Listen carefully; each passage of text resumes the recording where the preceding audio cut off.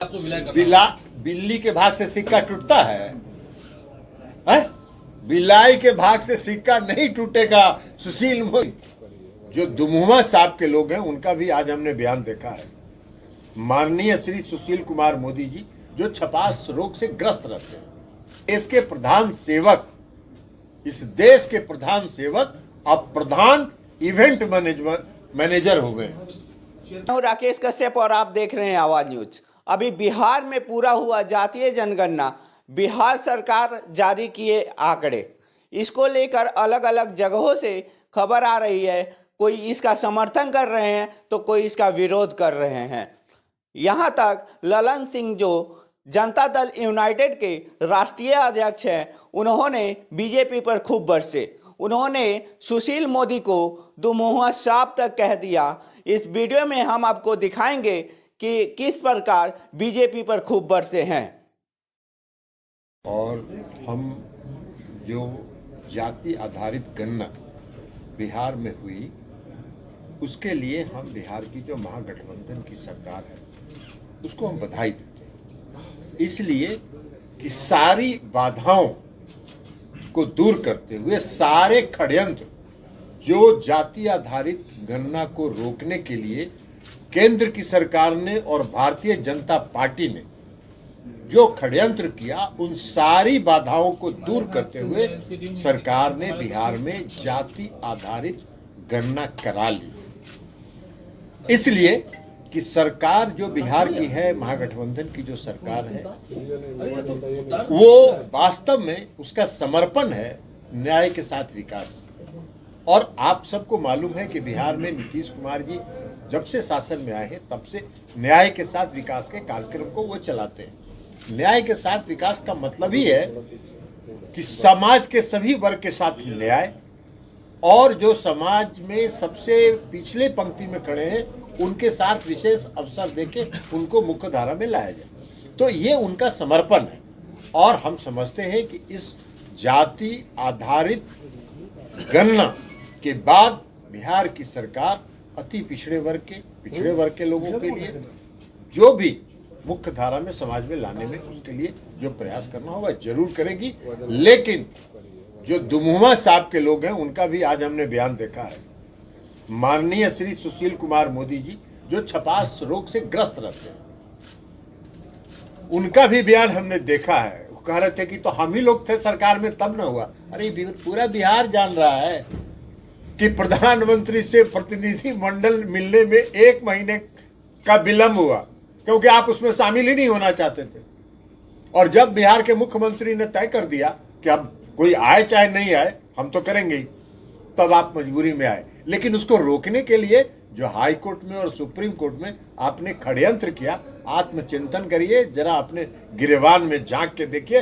अति पिछड़े वर्ग के लोगों के और पिछड़े वर्ग के लोगों के सामने भारतीय जनता पार्टी का चेहरा उजागर हो चुका है, वो बेनकाब हो चुका है। सर, अब दूसरे स्टेट्स में भी डिमांड होने लगी है। देखिए, आपको एक बात बता देते हैं, इसीलिए हम लोगों ने पार्लियामेंट में मांग की थी और माननीय मुख्यमंत्री नीतीश कुमार जी भी मिले थे गृह मंत्री जी से, हम भी उनके साथ थे उसमें। उन्होंने ये कहा था कि 1931 के बाद इस देश में जातीय जनगणना नहीं हुई और एक बार यह जानना जरूरी है, अगर आप देश का विकास चाहते हैं तो एक बार यह जानना जरूरी है कि समाज में कौन सी जाति, किस समाज के लोग कितने पीछे हैं। तो यह जानने के लिए भी आवश्यक है। नहीं माना भारत सरकार, और जब भारत सरकार ने नहीं स्वीकार किया तब बिहार ने जाति आधारित गणना कराई, क्योंकि जनगणना कराने का अधिकार राज्य को नहीं है, इसलिए सरकार ने गणना कराई। लेकिन आज की तारीख में यह पूरे देश की मांग है, पूरे देश की आवश्यकता है कि जाति आधारित जातीय जनगणना हो और देश में पहली बार 1931 के बाद एक बार सबों के सामने देश की आबादी में किस वर्ग के लोग कितने हैं इसकी जानकारी देश को प्राप्त हो जाए। राहुल गांधी ने सबसे पहले राहुल गांधी जब कह रहे थे, देखिए सभी करेंगे, देश की मांग है। हमने बताया कि यह देश की आवश्यकता है और देश की मांग भी है। हर राज्य में यह मांग उठ रही है। लेकिन इस जो केंद्र की सरकार है, नरेंद्र मोदी जी की सरकार है, उसको समर्पण से और किसी वर्ग के उत्थान से कोई लेना देना नहीं।